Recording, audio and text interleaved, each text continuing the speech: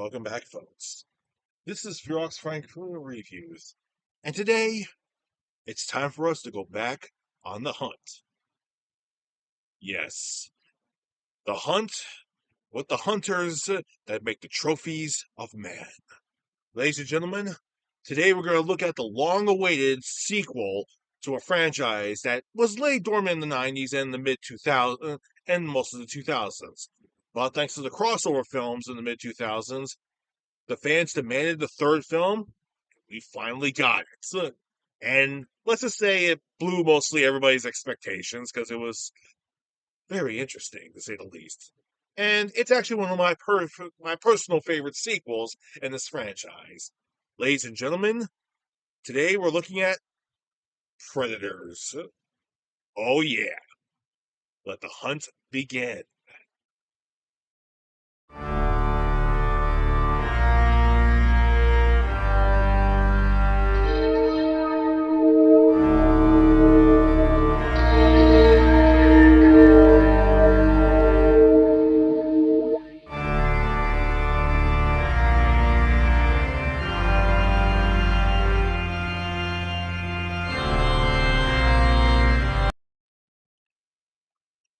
Okay, just one little quick mention here, real quick. A couple of days ago, I actually did the Jesse Stone film review, Night Passage, and something I forgot to mention, and I hate leaving some things out. But like I said, I was trying to get the whole thing just in and out, just be done with it, all that type of stuff. Get one Jesse Stone film out of the way. Here's the thing. Forgot to mention that Jesse Stone is, yes, we know he's an alcoholic, though, but he's mostly trying to control his drinking. But he became an alcoholic due to the fact that his wife actually cheated on him, and he has a estranged relationship with her.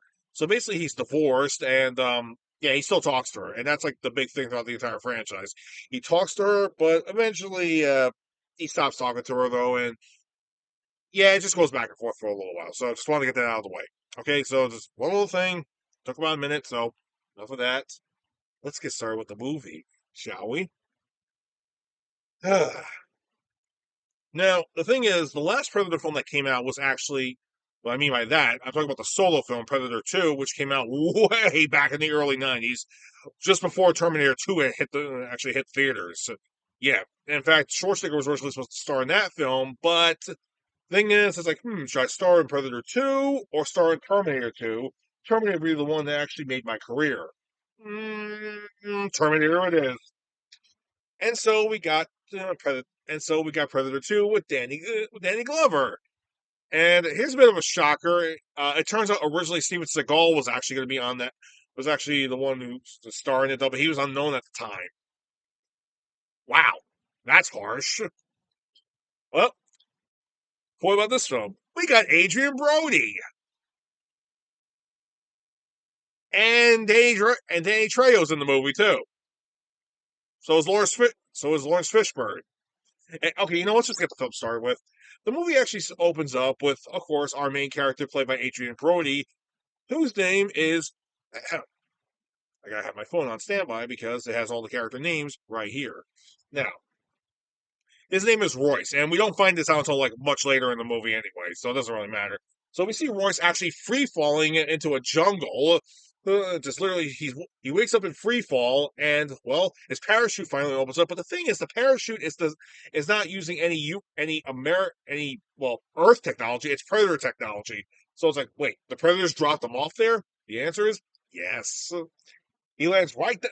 So he lands right into the forest, and thanks to the parachute, and we land into a title card of Predators. And he meets up with Danny Trejo's character, whose name is hold on, Chuchio, who is he's a cartel guy. All right, basically, Chooch actually thinks that Royce actually may have dropped him down, that he's actually involved in it. He tries to calm him down, but then another body falls right in front of them, like literally right between them. And there's a bit of a funny moment when you see Royce going, as expected, he thinks there's another body about to drop. And then we see, and then it turns out the guy actually got killed because of the fact his chute didn't open, so it malfunctioned. Anyway, they almost get killed by a minigun.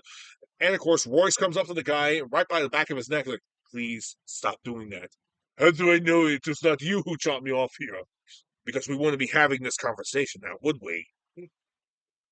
Anyway, the man with the machine gun is actually, well, it turns out it's a minigun, and his name is Nikolai. He's a Spetsnaz soldier. So so the same thing. So he explains that he was actually in battle, and he saw a bright light, and he wound up falling. And Chooch actually says the exact same thing. It's like, yeah, but I was only in Tijuana at the time, and Jane Mange. So I liked it. I was falling. I woke up in free fall, and apparently the same thing happened to Royce. Only he was on a special assignment somewhere, and they have no idea where they are until you see Royce go. Maybe she knows. We see we see an IDF soldier by the name of Isabella, and she's a sniper for the IDF, Israel Defense Force. And of course, she thought that they were involved too until she saw that they were about to kill each other, and she put two and two together, saying that they're all in the same boat. So she says that she saw some more parachutes fall in the distance. They decide to go check it out. Meanwhile, so they all stick together and check it out. Meanwhile, following behind them is a sharply dressed Japanese gentleman by the name of Hanzo. He is a yakuza, and yes, he's actually a yakuza. It says it right there. And they come across.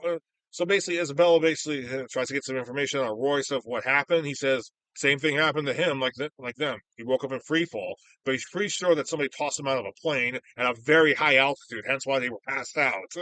And because and once they actually got to a lower altitude, the oxygen normal actually like leveled themselves out, and they woke up.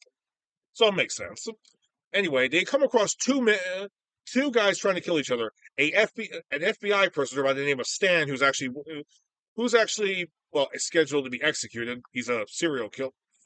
He's the FBI's most wanted, and he was, of course, set to be executed. And we have a African soldier by the name of Mumbasa, who is part of a death squad in Sierra Leone. And so they were fighting each other until the team comes by and stops them. All right. And Stan goes, oh, so strength in numbers, that's fine. What about the guy hanging from the tree? And we see Topher Grace in this movie. This is actually like 3 years after Spider-Man 3, so I was still pissed off at him for Spider-Man 3 at the time. So yeah, his name is Edwin, and he's a doctor, and he's basically the only one that doesn't belong there. So he's stuck in the tree until Adrian shoots the tree branch down. So Royce just shoots the tree branch down like, bang! What, you guys were taking too long coming up with an answer. And so he explains what happened, and they all are now in the same boat. Eventually, so they decide to explore the jungle a bit more until they come across Hanzo, who's looking at a totem pole with a bunch of with a bunch of skeletal heads, and they conclude that this is part of a ritual or a trophy. So eventually, so they assume that they're not. So they go back and forth saying that maybe this is a military experiment or something. Isabella points out the flaw that they all have to be military. Some of them, I mean, Stan, Hanzo, and Edwin are not military, so it doesn't make any sense. Edwin says it could. Stan comes up with the idea maybe it's a behavioral experimentation. Edwin dismisses that because there would have to be a point to it. Plus, we would have to be feeling these side effects, which we're not. What is going on here? Anyway, Royce dismisses the whole thing, and then they come across a big cage. Hanzo, Hanzo and Royce get close to it. They open it up. Nothing's in there.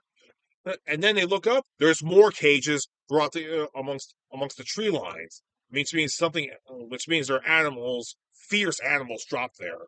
Oh, that's not good. And they come to a bigger clearing. When they come up to a cliff, which is a huge clearing, and then they see planets.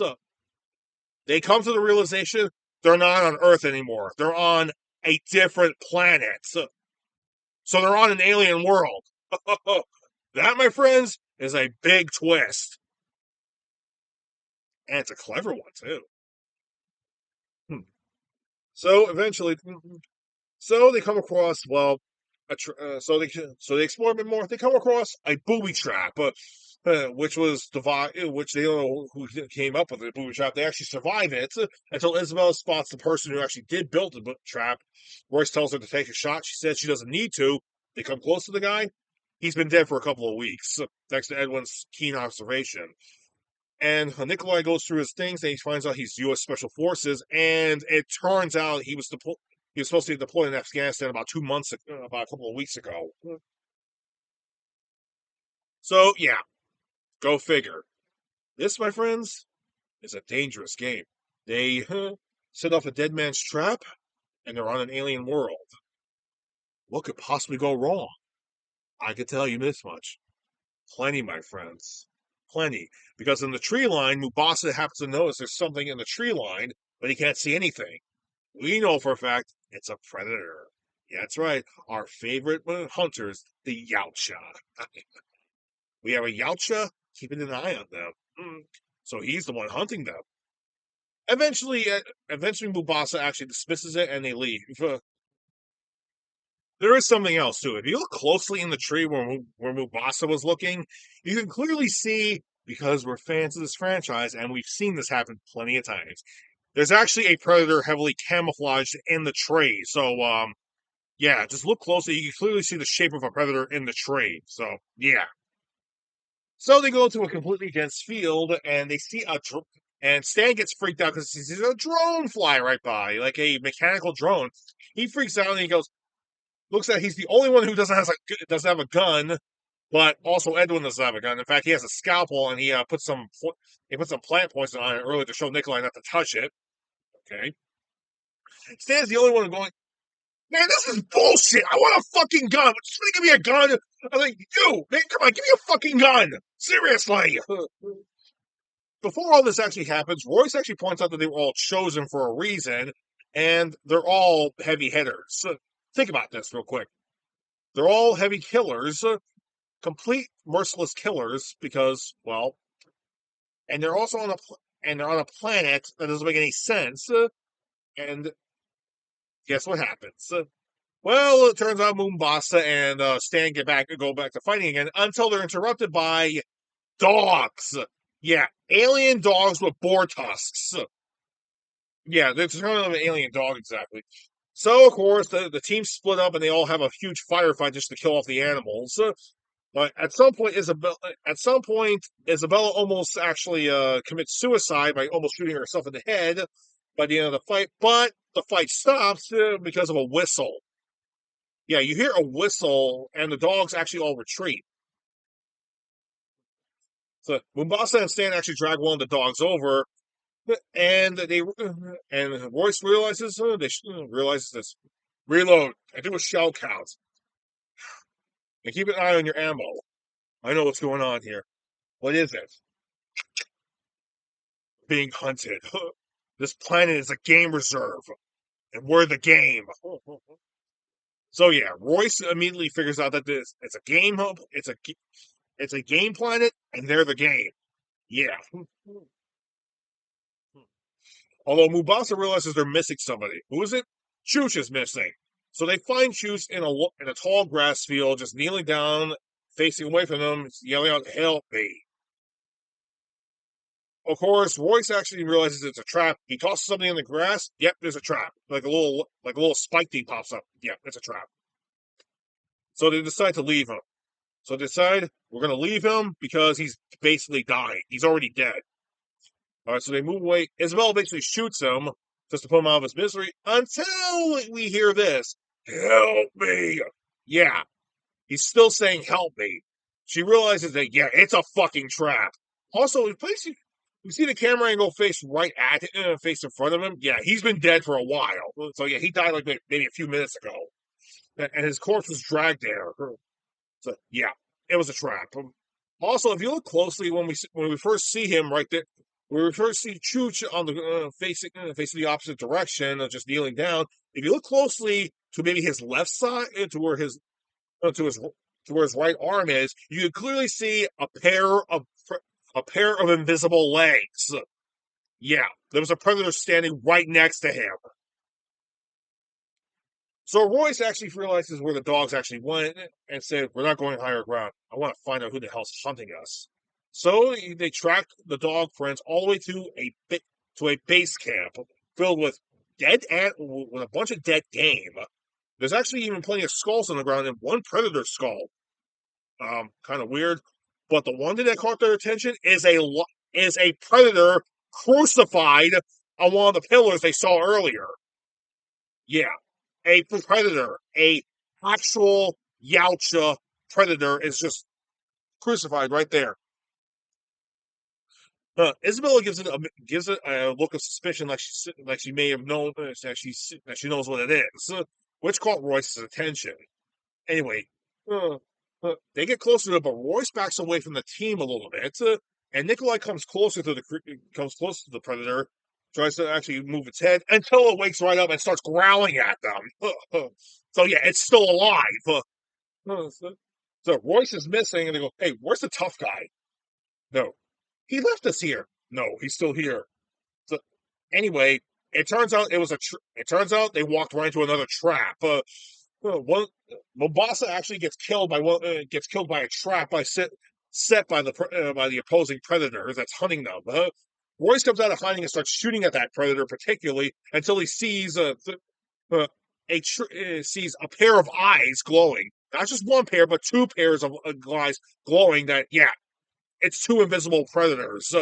He yells at them to run right now. Nikolai unloads the entire minigun on these guys until one of the predators shoots the minigun, and they all start running away, and they all head down. Fall right into a stream, and we see the drone from earlier swing right by and goes right back to the base camp and lands on the shoulder of one of our predators. So, a young unblooded predator by the name of Falconer. His name is Falconer, and right next to him is the dog training predator by the name of Tracker. But behind them is our main predator. Yeah, we have not one, not two, but three main bad predators that are the bad guys of the film. Oh yeah. The third one is called. The third one stands right up, uncloaks himself, and we see our main predator, Berserker, also known as Mr. Black. What does he look like? That's him right there. That's Berserker. And yes, if you look closely at his biomask, that's a xenomorph. That's a xenomorph mandible. Yeah, this fucker actually ripped off a xenomorph's mandible and put it on his fucking mask. That's beyond intimidating. So yeah, and to make matters even worse, these predators are bad bloods. Oh yeah, it means these fuckers will hunt and kill anybody, no matter what. Honor doesn't mean shit to them.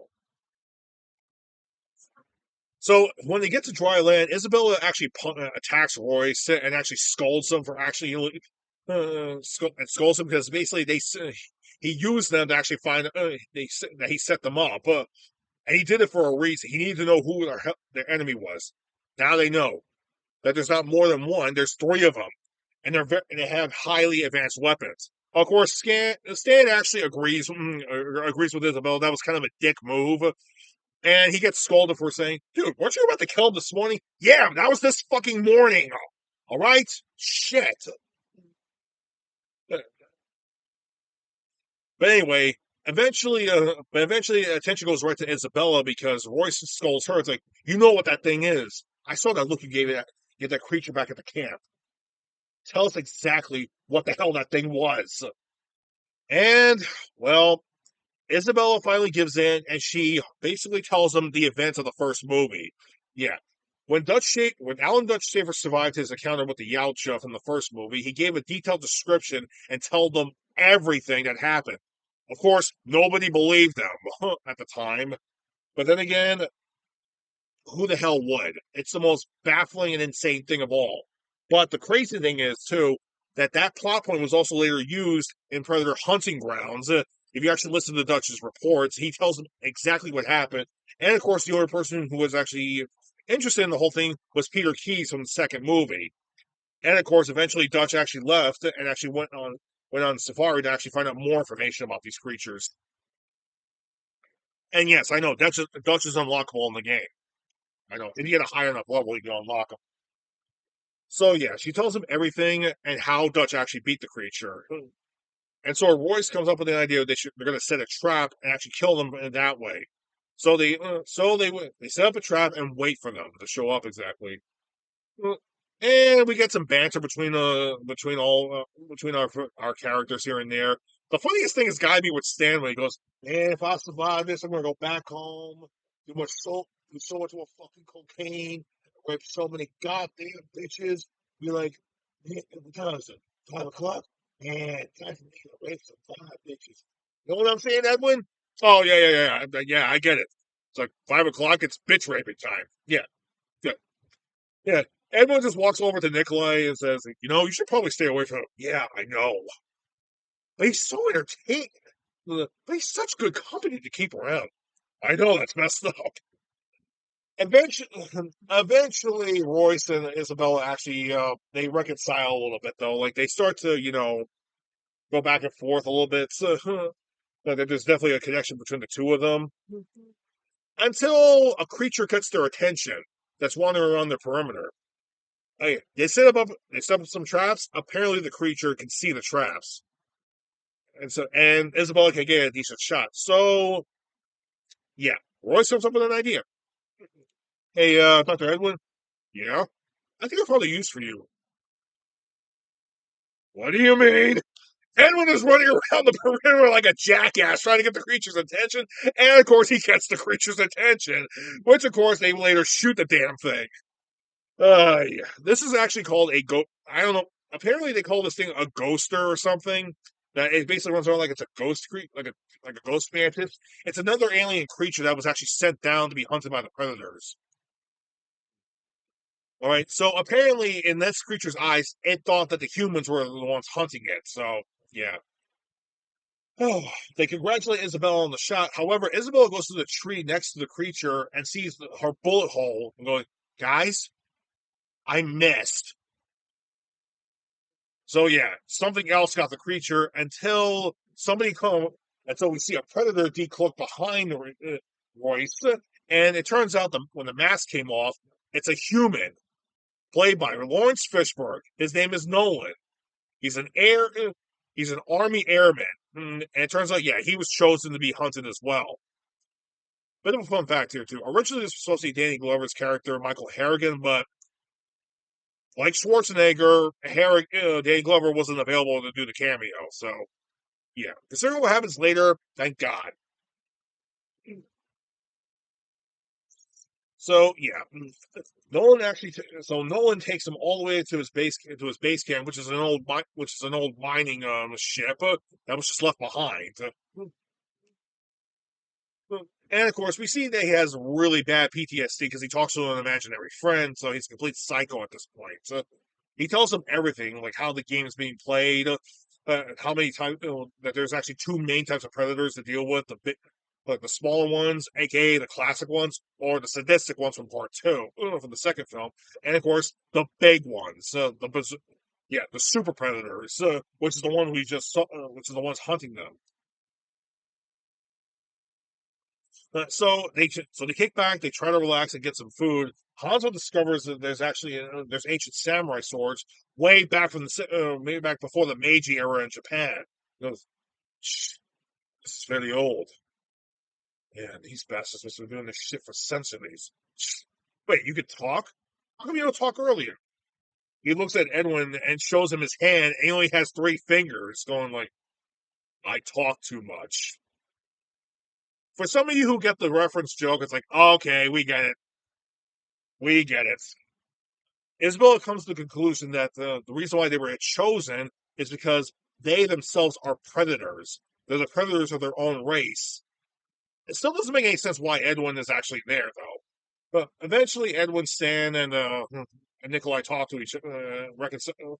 They bond a bit more though, and Nikolai shows Edwin a photo of his kids. So it's like, oh, that's not too bad. That's nice. Until Royce realizes smoke. The whole room is starting to fill up with smoke. Nolan is missing, and they see he's the one pumping the smoke in. Edwin was, "Oh, shit, he's a scavenger. He wants our shit." And so Royce does the one thing that's okay. It's crazy, but it also worked. He shot a side of the wall that actually sets off a massive flare. And he goes, "Dude, what the fuck? I didn't do anything. That didn't kill him or anything." It wasn't supposed to. I just called the cavalry. Which, of course, the cavalry is Tracker. Yeah, the Predator Tracker, he saw the thing and he goes right, and he heads right in there. They eventually escape, get separated, and come back. They get separated, and they do and of course they do actually get back together. Before they actually escape, but Nolan encounters the Tracker Predator, and of course the Tracker kills him right there on the spot. But then again, he was completely insane, so yeah, Tracker did us a favor. Thanks.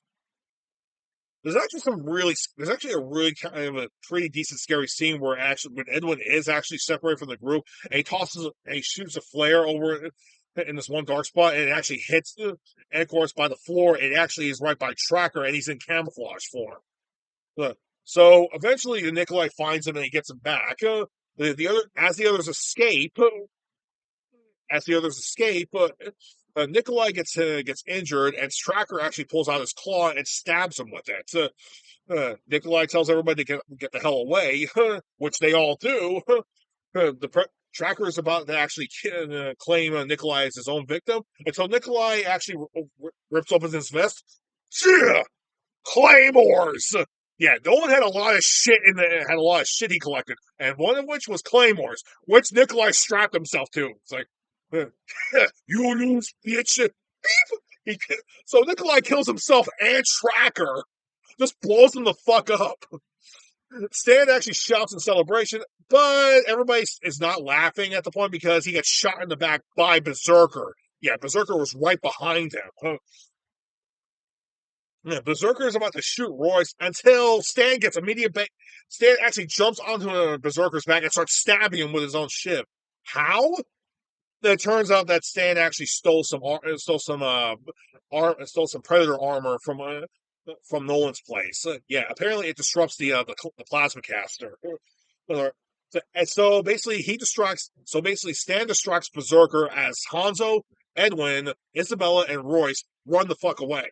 Actually run away. Berserker throws Stan down, and he just laughs in his face like, "I got you, you sack of shit." Berserker doesn't exactly take kindly to this, so he with his one hand, since Stan is on is actually face down, he literally grabs the base of his spine and pulls his spine and skull right out. It's the most damning kill I've seen in the whole film, and it's like, whoa, bro, dude, you just pulled his spine out while he was still alive. And and and of course, Berserker roars in anger. We do get a decent shot of the camera panning up the Berserker a bit, though, and we see his eyes are glowing red, that he's fucking enraged. Falconer comes up right behind him and basically giving him a signal saying, "Bro, maybe you should calm down and let me take care of this, okay? You just stand there and just cool yourself off, all right? Yeah, I got this." But as they run away, they run to a tall grass field, and of course, Hanzo stops in his tracks while Falconer is tracking them.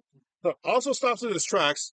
He gives Royce a signal, so Royce, Isabella, and Edwin run away, and of course, Hanzo stands right there in the field, and he does the standoff thing, which of course was reminiscent of the first Predator with Billy and the Predator.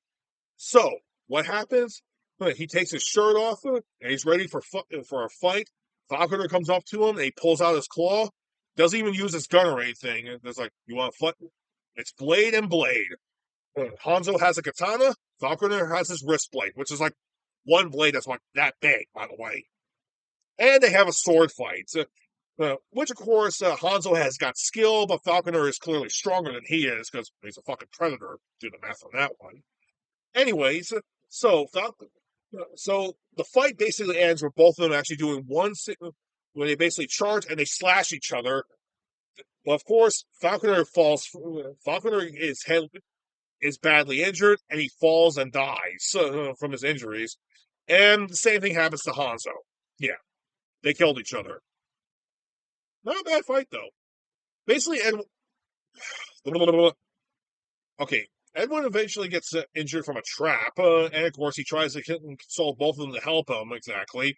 He even uses Nikolai's photo of his kids to actually say they're his kids, which is very suspicious, by the way, so we're starting to see that maybe he's not as innocent as we thought he was.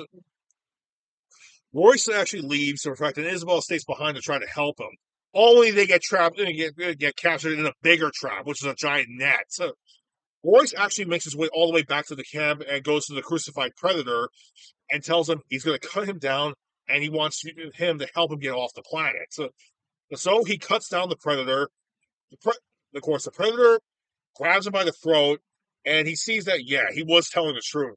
So the predator keeps his word and actually gets geared up and turns on the ship that's actually 100 yards from the predator camp, by the way. And he actually has things set for course for Earth. So Berserker actually catches up to Isabella and Edwin, takes them while they're still in the trap, in the trap net. He tosses them into a pit, and of course he sees that the crucified predator escaped. So the crucified predator actually gets in front of Royce and actually challenges Berserker to a fight. So Royce heads off to the ship while we see Berserker and the crucified predator fight each other. And well, let's just say it's kind of a one-sided fight a little bit, though. It's a pretty decent fight, joking aside. But yeah, let's just say that Berserker is a lot stronger. He's older and stronger, and he's fucking enraged. And when predators are enraged, they get a massive adrenaline boost. So yeah, eventually it looks like yeah, the fight pretty much goes both ways for a little bit though, until out of nowhere the crucified tried to tackle him, only to get thrown to a side, and basically Berserker holds him and headbutts him like crazy. He fucking headbutts him several times until the mask itself breaks on the crucified predator, and we see his head's bleeding because they hit him so damn hard. And guess what happens? Well, Berserker takes his mask off, and we see what he looks like, and holy fuck, Jesus! I mean, okay, just hold on a minute. Okay, Redditors. Just hold on a minute. I mean, yeah, just hold on a minute. Just give me a minute. I mean, yeah, this fucking guy. I mean, seriously. Oh boy.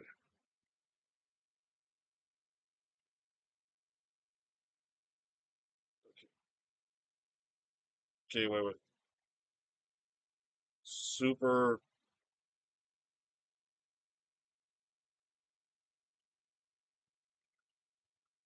Redditor.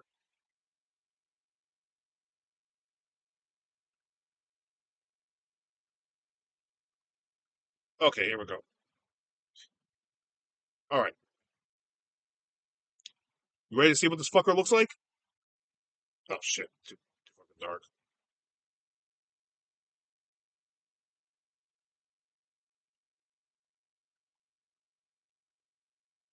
Yeah, that's fucking nasty. This fucking thing is like, yeah. Look at that fuck.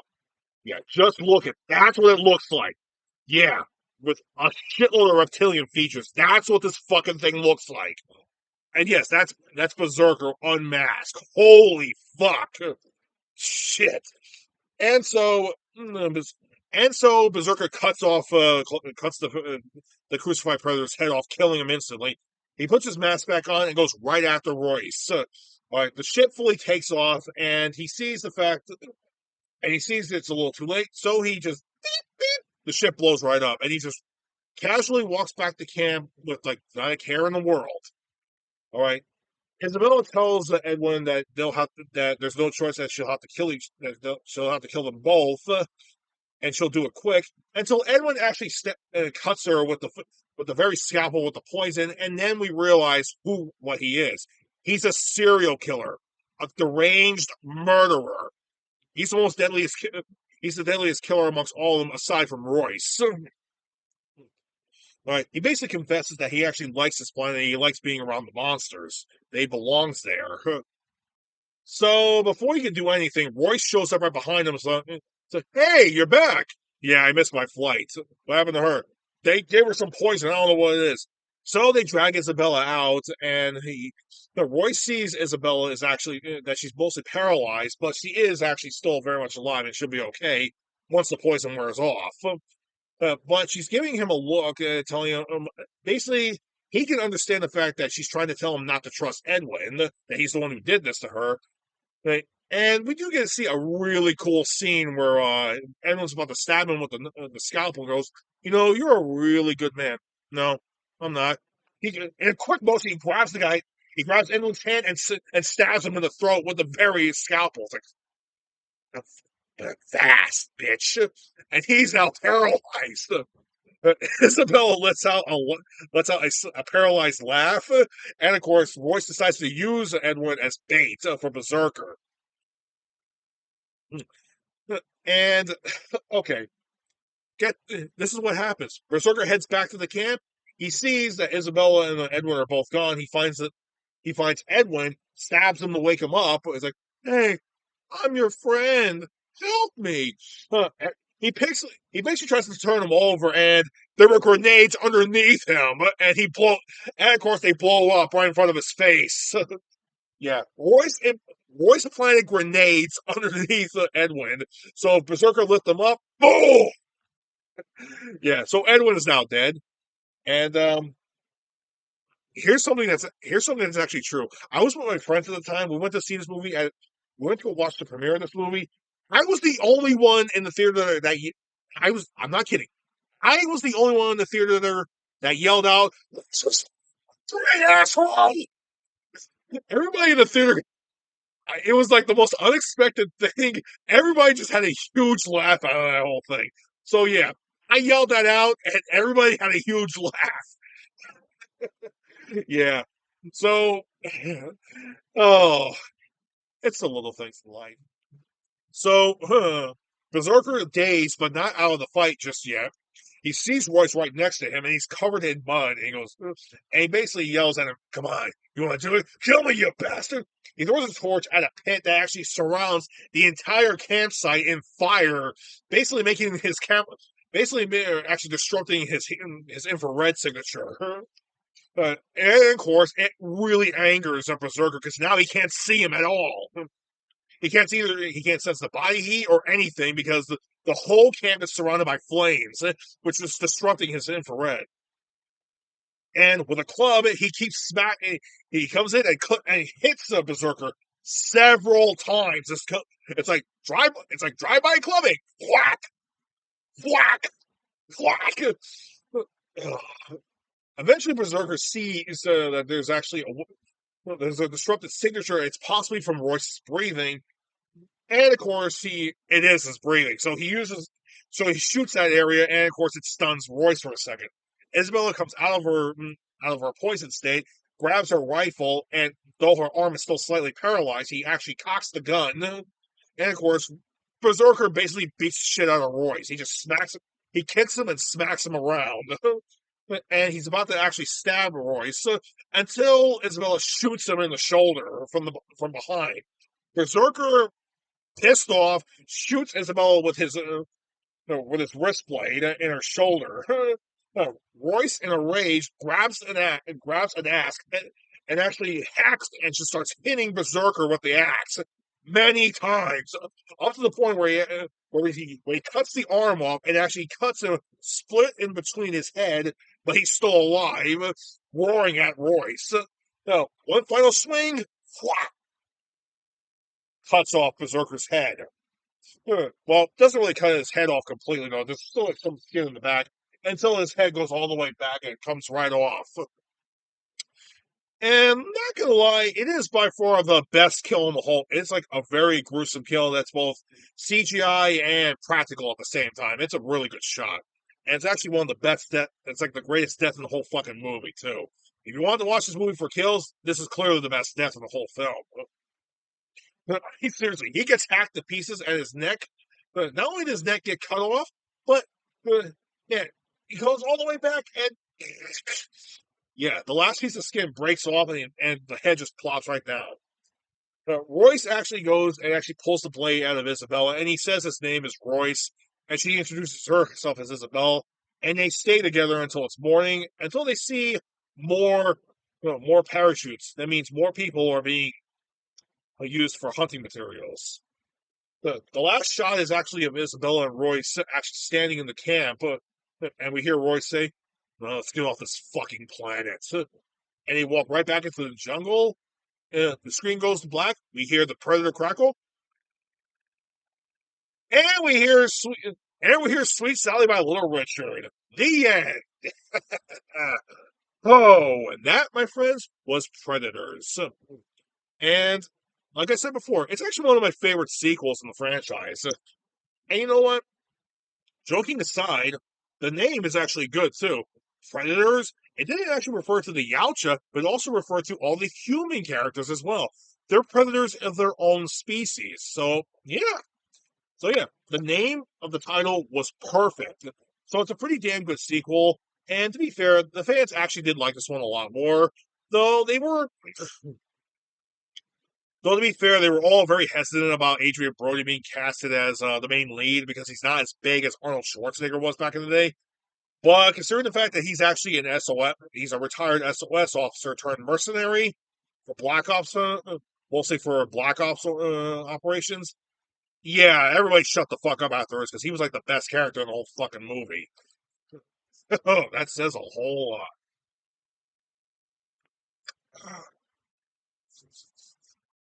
So, do I actually recommend this movie? You're damn right I do. It's a damn good movie. It's a damn good sequel to the movie Predators, to the Predator franchise, and a worthy successor. Unlike the fourth film, The Predator, which was which was bleh at best. Honestly, a lot of people want to see the Predator Emissary version of that movie, which of course there actually is an edited version of that film out there somewhere. It just hasn't been released yet. And of course, Prey was actually very successful. And well, there's actually a new Predator film coming out in a couple of years, coming out maybe in a couple of years.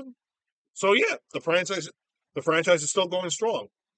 So what's the next film on the agenda? Is it going to be an alien film when we see the Xenomorphs? Now it's time for me to go back to doing anime. The next film is Vampire Hunter D. Till next time, we'll take a look at this vampire anime. I'm Ferox Frank. I'll see you guys later. Sayonara.